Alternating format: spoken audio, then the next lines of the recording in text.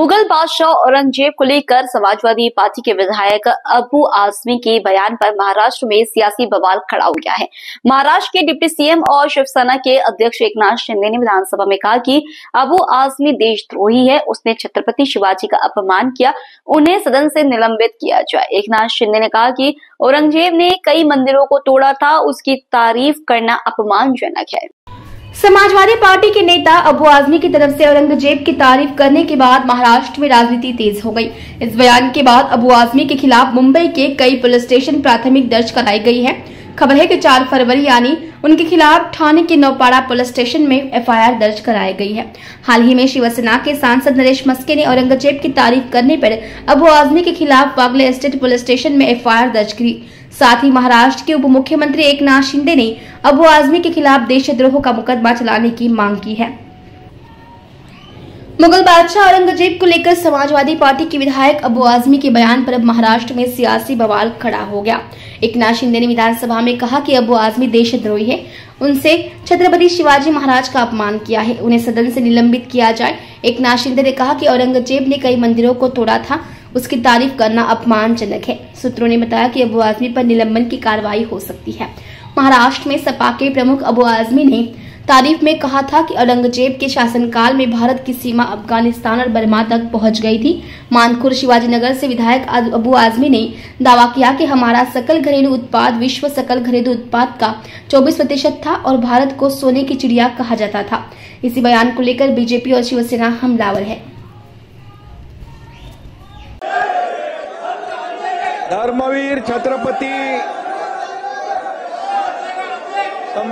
धर्मवीर संभाजी महाराज की, छत्रपति शिवाजी महाराज की जय भवानी। जोरात बोला। आणि सर्वप्रथम धर्मरक्षक स्वराज्य रक्षक छत्रपती संभाजी महाराजांच्या शौर्याला मी संधी मुजरा करतो। आणि नंतर बोला माननीय शिंदे साहेबांचं होऊ द्या, त्याच्यानंतर तुम्हाला संधी मिळेल। अध्यक्ष महोदय बोला। काल धर्मवीर मी बोलतो, बोलल्यानंतर बोला ना। तुम्ही बसल्याशिवाय कशी संधी मिळेल? मी बोललो, तुम्ही खाली बसा, तुम्हाला संधी मिळणार आहे। भास्कर जाधव, मी बोललो की तुम्ही बोला। जाधव साहेब, तुम्हाला संधी मिळणार आहे। देणार तुम्ही बसल्याशिवाय कशी मिळेल संधी? अरे सुनील, तुम्ही बसल्यानंतर मिळेल। आधी माननीय उपमुख्यमंत्री बोलताय, त्यांचं बोलणं झाल्यानंतर जाधव तुम्हाला संधी मिळेल। अध्यक्ष महाराज, काल धर्मवीर छत्रपती संभाजी महाराजांच्या मारेकराचं म्हणजे तुम्हाला बोलायचं नाहीये, तुम्हाला बोलायचं नाही, मी बोलल्यावर बोला ना।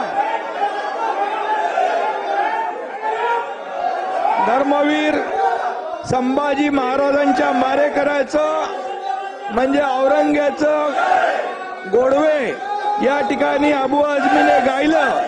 खरं म्हणजे अबू आजमीचा निषेध करायला पाहिजे, अबू आजमीचा धिक्कार करतो।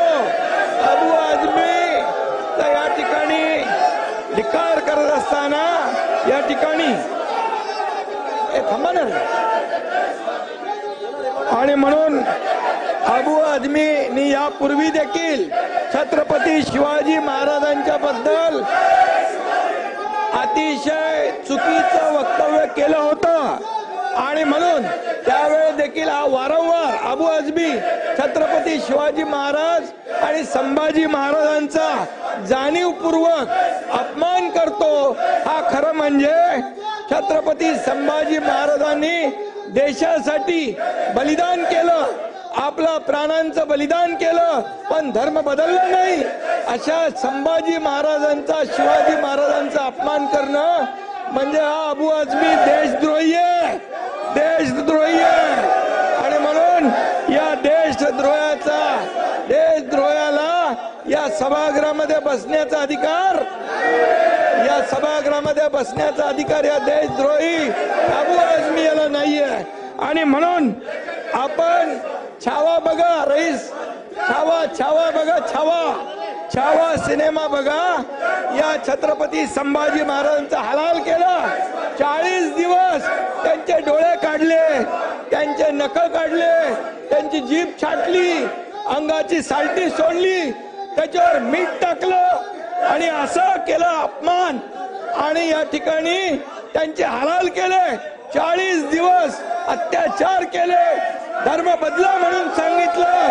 अशा औरंगाचं या ठिकाणी गोडवे गाणे म्हणजे खऱ्या अर्थाने आपल्या राष्ट्रपुरुषाचा अपमान आहे, आपल्या देशभक्तीचा अपमान आहे.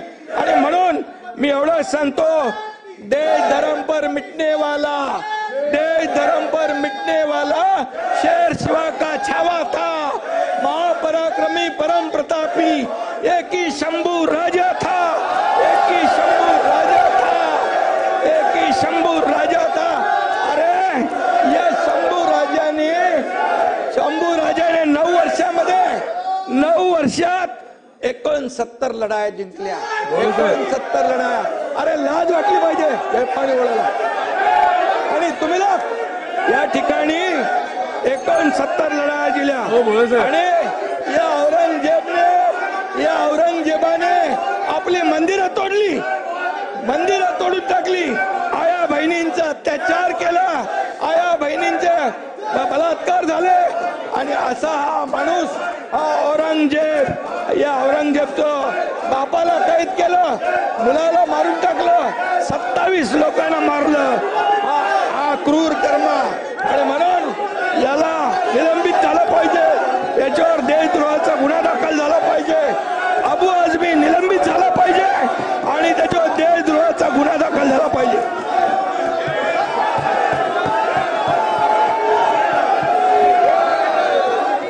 साहेब